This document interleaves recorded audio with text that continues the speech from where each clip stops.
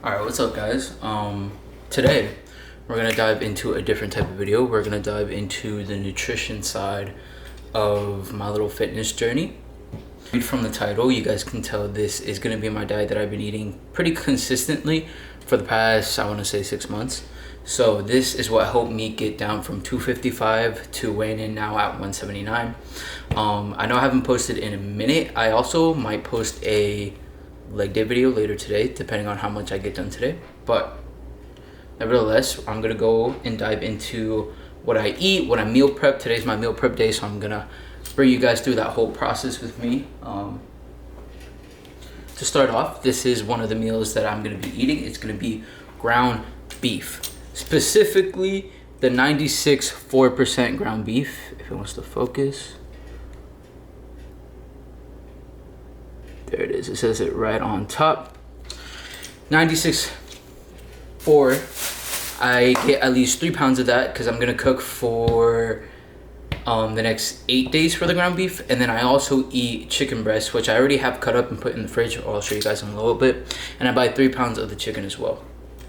So usually I try to aim for 7 meals prepped of the chicken and then 8 meals prepped of the ground beef. So that is a total of 15 meals. All right, so this is the chicken that I was talking about. It's already diced up, put in a pan. And this is about, this came out to 3 pounds and 3.4. Now for my carb source, I always go for sweet potato. I know this looks a lot, but this is enough sweet potato for 15 meals. So it's around 4,500 grams. To preface everything, I kind of measure everything in grams and not ounces or anything like that. So sorry in advance if that is not like your main to measurement kind of guide. So then when it gets down to actually cooking the meals, I use this little spray on the actual pan itself. I don't go anything too crazy, just a little spurt, spurt, spurt, spurt. And then it should be good. I'm gonna grab my 3 pounds of ground beef and I'm gonna plop them right inside this pan right here.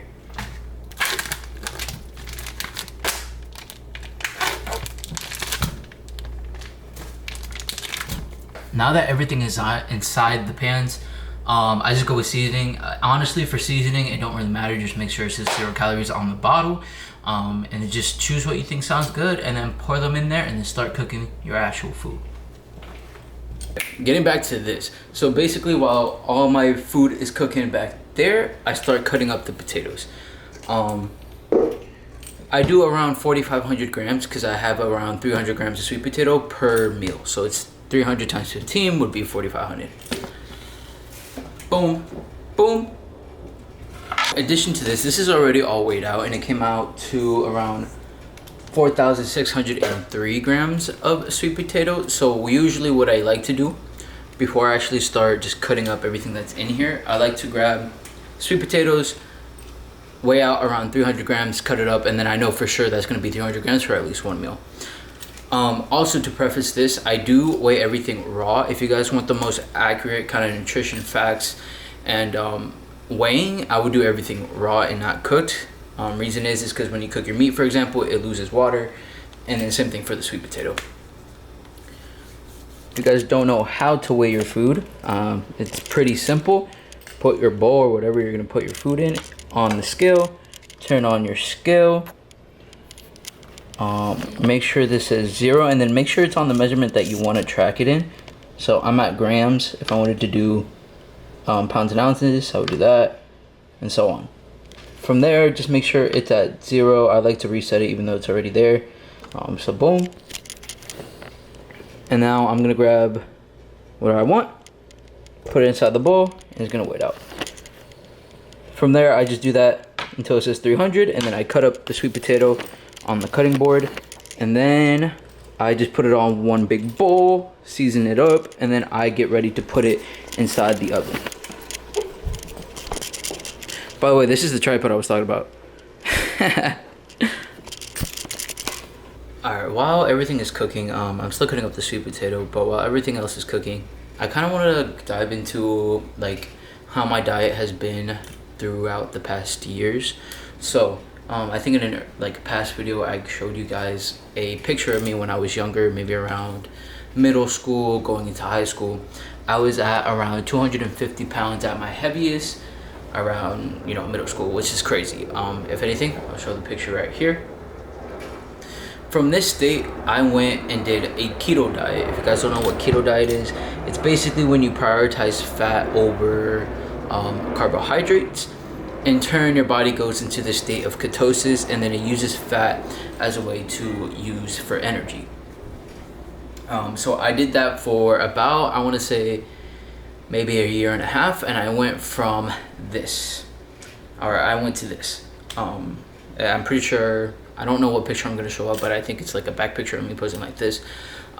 So yes, I dropped a decent amount of weight. I think I dropped around a little bit over 100 pounds. But once I started getting more into the gym and more into the gym back in high school, I realized that isn't like a sustainable diet. I needed carbs. I wanted to prioritize protein as well, obviously to build muscle.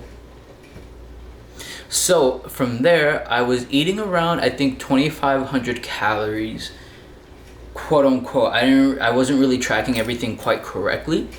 And my diet consisted of the same thing. It would be ground beef, ground turkey with some rice.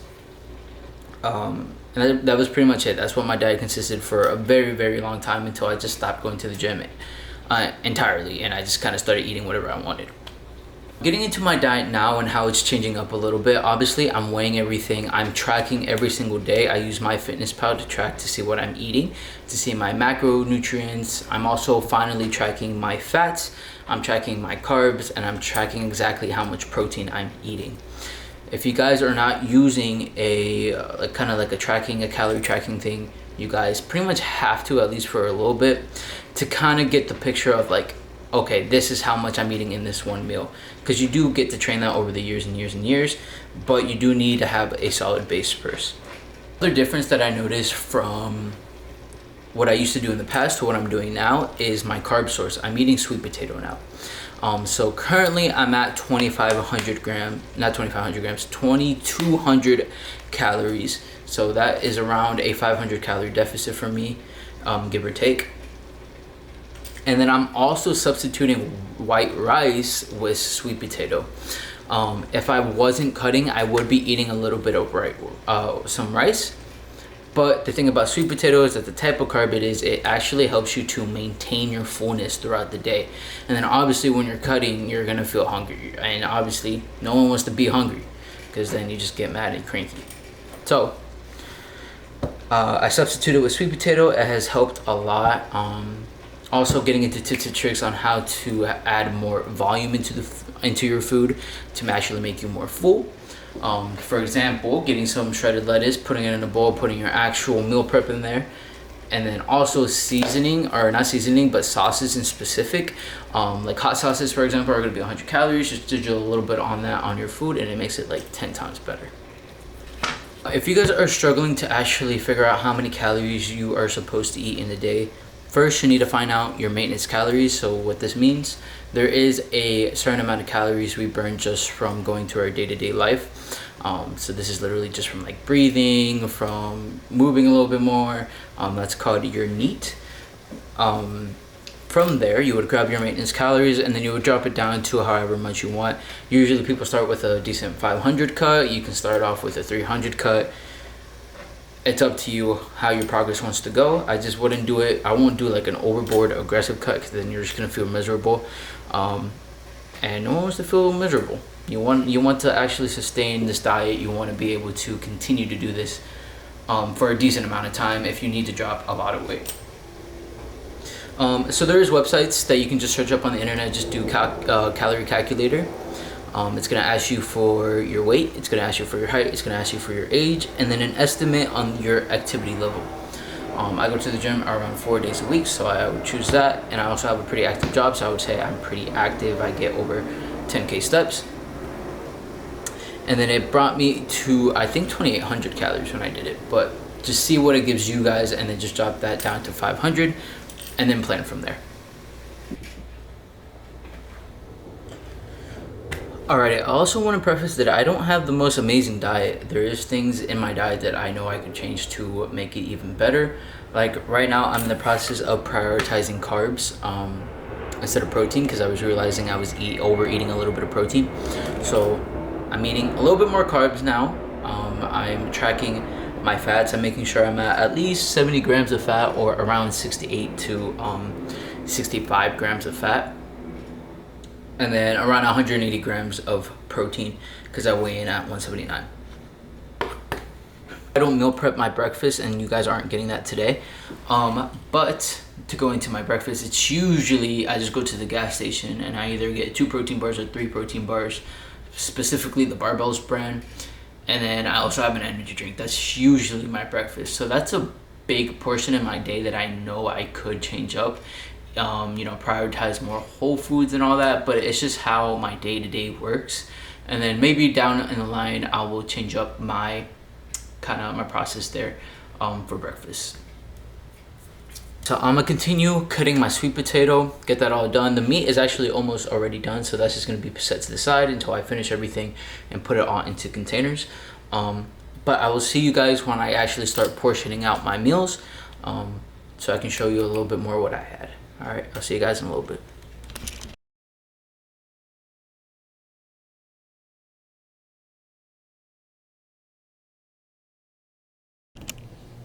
Alright guys, welcome back. As you guys saw from the last clip that I showed you in this video, I already have everything separated in containers. To be truthful, today is Saturday, and I did that on Wednesday, so I've been holding off on this video for quite a minute, but that's besides the point. I did tell you guys I was going to show you my whole process on actually separating the meals, but my parents came home at that time that I was actually just finishing up, and they kind of just took over like the downstairs area, so I decided not to film that part, but I'm still going to kind of explain it to you guys.